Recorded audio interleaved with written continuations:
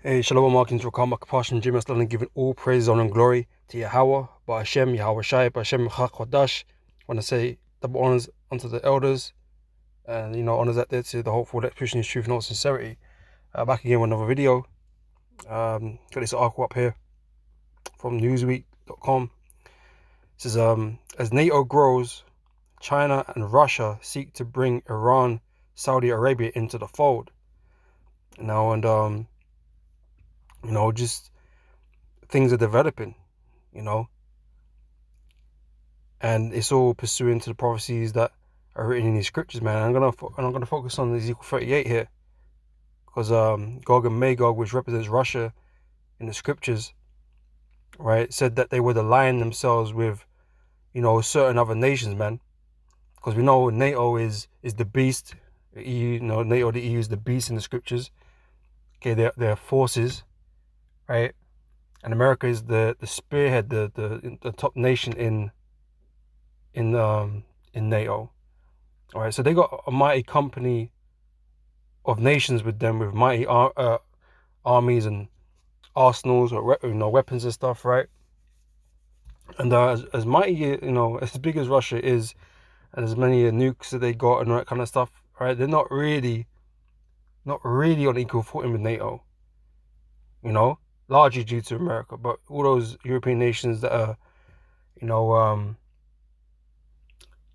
together, or like a collective, Russia is not really on equal footing with them, right? So it's going to take more than just Russia, okay, to fight against the beast, all right, to fight with the beast, all right. So Russia is going to be looking for allies, man, and China's been a long um you know kind of ally with them, because they've always they see eye to eye on many things, especially with their views about the West, all right, and they've been standing side by side for quite a long while, right? And they've also had the situation in Iran. Iran's been with Russia, Syria, all these different places in the Middle East, right? But these things, these alliances, they're growing, as this article was about to go into, because the Lord is gathering all these nations to fight in the World War III, man. Okay, in the Battle of Armageddon. All right, so all these alliances, man, they're gonna come clashing heads. Okay, when that time comes. All right, so let's just read some of this article here. All right, it says so Finland and Sweden's green light to join NATO is set to bring about the US-led Western military alliance largest expansion in decades. Right, so we got Finland and Sweden apparently joining NATO, because they're concerned with the what's been going on in Ukraine. They believe Russia is going to become a bigger threat after the fact, and that they want assurances and securities. So they have asked to sign up to NATO. All right. So meanwhile, the G7, consisting of NATO states and fellow US ally Japan, has adopted a tougher line against Russia and China. So in the East, however, security and economy-focused blocs led by Beijing and Moscow, okay, side by side in this, right, are looking to take on new members of their own, including Iran, Saudi Arabia, two influential Middle Eastern rivals whose interest is shoring up cooperation on this new front, could have a significant impact on global geopolitical balance. The two bodies in question are the Shanghai Cooperation Organization and BRICS.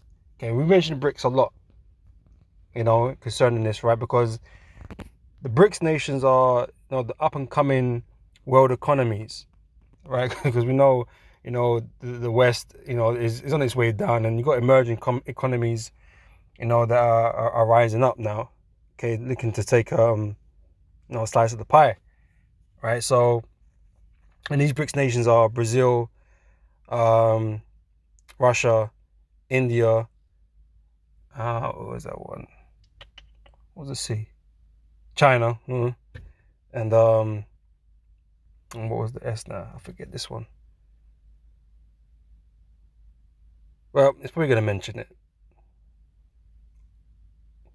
Yeah, but yeah, I'm just gonna see it. South Africa, there we go, right?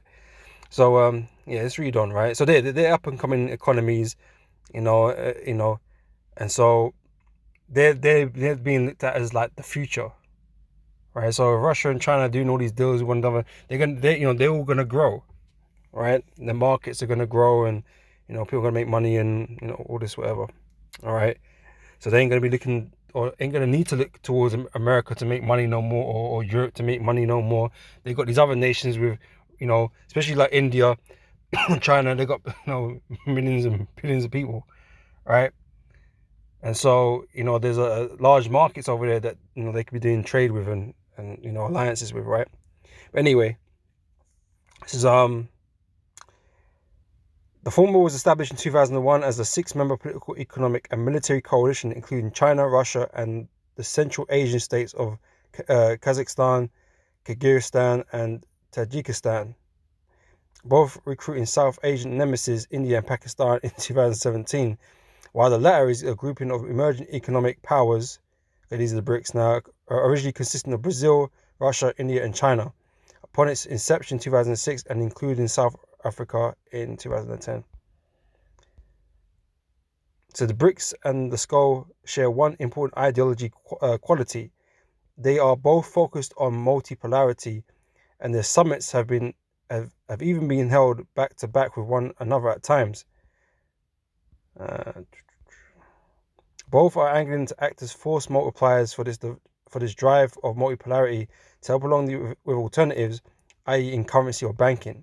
Yet it could, in theory, facilitate economic linkages and step into gaps that US institutions are not filling due to sanctions such as those laid on Russia.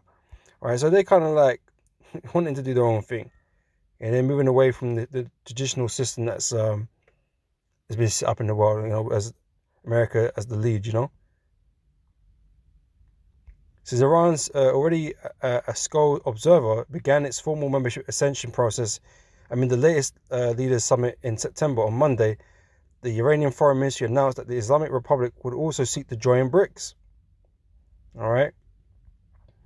Across the Persian Gulf, Saudi Arabia has also reportedly considered applying for BRICS membership, as revealed by Russian Foreign Minister Sergei Lavrov during his visit to the kingdom in late May.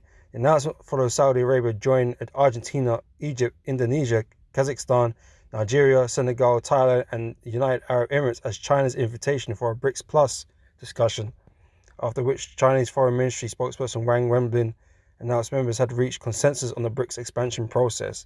Right, so, they're looking to bring more people on board, man, make new alliances, and eventually, these men will be fighting on the same side when it comes down to it, but these types of nations, they're mentioned, certain African nations, right? They're mentioned in the scriptures, okay, that this would be this way, all right? And so I'm going to read here from Ezekiel 38, verse 1. And the word of the Lord came unto me, saying, Son of man, set thy face against Gog, the land of Magog, okay, which is Russia, the chief prince of Meshech and Tubal, and prophesy against him, and say, Thus saith the Lord power, behold, I am against thee, O Gog, the chief prince of Meshech and Tubal, right? So the Most High is using Russia for this conflict that's going to happen. All right, but the Most High is not with Russia, neither is he with, NATO and the US and, Europe. He ain't with them either, right? Because who is he with? He's with his people, okay, his children, okay, who are scattered around the four corners of the earth. That's who he's for, right? So he's going to use these nations to mutually destroy each other, all right? Verse 4 says, I will turn thee back and put hooks into thy jaws. I will bring thee forth and all thine army, right? So the Most High is bringing the Russians back into that mentality of fuck the West, all right? And that is evident today because, right now Russia's getting sanctioned the hell out of, man, over this Ukraine thing, right? But NATO's been playing dirty, and and Russia's sentiment now is F the West. So the Most High is putting that spirit back on them. Relationships are diminished, right? And now, these men are making more chess moves and, to combat the West, NATO, right? The EU, right? That's what they're doing right now by bringing in these new alliances, right? It says, I will turn thee back and put hooks into thy jaws, and I will bring thee forth and all thine army, horses and horsemen, all of them clothed with all sorts of armor, even a great company with bucklers and shields, all of them handling swords. Persia, okay, Iran, Ethiopia, and Libya with them, right? Libya is in the North Africa. Ethiopia is my geography on this one. Is a east, all right. But these nations in Africa, they're wanting to sign up, man. You know, we had Nigeria, Senegal, you know, wanting to sign up. Yeah, right. So, you know, they're in that region too, right? It says all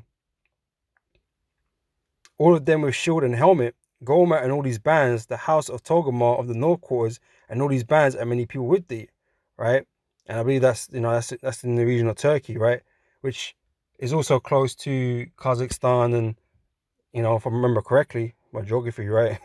They're all in that sort of region, right? So, you know, they have an alliance and they have a company of armies with them. All right. It says, be thou prepared and prepare for thyself, thou and all thy company that are assembled unto thee. Everyone that is coming unto you, right? Russia, China, India, you know, all of the BRICS nations, they're all banding together. All right. And Russia's been, you know, working with Iran and stuff, you know, providing them you know, defense systems and that. Recently actually, Iran was supposed to be giving Russia some drones, right? So there's, you know, relationships there, you know, supplying each other with intel and technology and whatever. All right. So this is all playing out, right? This is all manifesting right now, these prophecies, right? It says, be thou prepared and prepare for thyself, thou and all thy company that are assembled unto thee, and be thou a guard unto them. Okay, and that's what Russia's been, right? He's been a guard unto them. Now they kind of messed up with Libya because they didn't go in and intervene, but the US went in there and fucked Gaddafi up and fucked the whole nation up. But Syria now, when they tried to go in there, Russia, you know, provided them with the S-400s and whatever 300s and whatever, had their proxy armies out there, right, helping Assad, right, helping Syria, right. So, you know, they've been, you know, helping these weaker nations out. All right. So, like I said, that's what's playing out, right? And you know, these nations, these company of nations is growing. This is Joel chapter 3. I'm starting from the top, right? So, for behold, in those days and in that time shall I bring again the captivity of Judah and Jerusalem, right? This is about the Israelites, man. The Lord's gonna come and save his people, right? And this is what else he's gonna do, right? Verse 2 says, I will also gather all nations, not for salvation, and bring them down into the valley of Jehoshaphat. Okay, Yahweh Shaphat, which is Yahweh's judgment, right? So then I will plead with them there for my people, right? And for my heritage Israel. That's who he's doing this on behalf of, right? For his people, right? For whom they have scattered among the nations and parted my land, right? Because you're going to find Israel in all these different nations, man. And in all these different nations, you're going to see us oppressed, you know, downtrodden, okay, taken advantage of. All right. I'm going to skip down a little bit.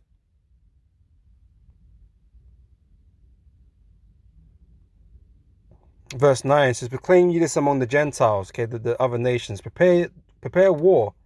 Wake up the mighty men. Let all men of war draw near. Let them come up. Beat your plowshares into swords and your pruning hooks into spears. Let the weak say, I am strong. Why can the weak now say that they're strong? Because they're not alone anymore, right? They got Russia behind them. They got China behind them. They're getting intel. They're getting weapons. They're getting technology. Okay, they've been able to build themselves up, right? So they're not weak anymore. They're becoming more bold. That's why you always see Iran burning American flags and that. Because man feel bold, you know, right? Because they know if they come for Iran, they know Russia's gonna step in, and if Russia step in, they know China's gonna step in, you know, and it's gonna be like this, you know, cascading effect, this domino effect, and yeah, it's gonna be one, you know, F off war, you know what I mean? The war of Armageddon, All right, the biggest war, World War III. All right, so they becoming more bold, right? So assemble yourselves and come, all ye heathen, and gather yourselves together round about. Thither call thy mighty ones to come down, O Lord. Let the heathen be wakened and come up to the valley of Jehoshaphat. For there will I sit to judge all the heathen round about, right? So the Lord is making the World War III happen to judge the nations, man. And they're going to be brought down into the land of, into the Middle East, right, to fight this war and to die and be destroyed, right? And we're gonna see what the catalyst is for that. Okay, but we know, behind the scenes at the very least, you got these small hats, doing some BS. All right. It says, put ye in the sickle, for the harvest is ripe. Come, get you down, for the press is full. The fats overflow, for their wickedness is great. Multitudes in the valley of decision, for the day of the Lord is near in the valley of decision. It's like here. All right, so it's coming, man. It says everything's getting set up. Okay, for this moment. We see it clearly. We're just waiting for it to fully unfold. That's why we watch it as well as pray. Watching this is part of the job, and I'm breaking it down through the scriptures, man. All right, we're going to close up with this. This is Zephaniah chapter 3 verse 8. It says, therefore wait ye upon me, saith the Lord, until the day that I rise up to the prey for my determination. Okay, which is the same as the Lord saying my will, right? Is to gather the nations, that I may assemble the kingdoms, to pour upon them mine indignation, which is righteous anger, righteous hatred, right? Even all my fierce anger, for all the earth shall be devoured with the fire of my jealousy, right? So the Lord is doing this, man, to put the hurt on the earth, man, to put the hurt on the people, these nations. None of these are fighting no righteous war, all right? So they're all going to get destroyed, all of them. Okay, the only people that are going to benefit out of this is the Lord's elect. Okay, the rest of the earth is going to go through a lot of pain, man, a lot of death, a lot of destruction. All right. So yeah, that's it, man. So, like I said, man, things are, developing, man. All according to prophecy, man. All right. So with that, our Lord, when this was edifying, and I'll catch you, brothers and sisters, on the next video, man. So till next time, I say shalom.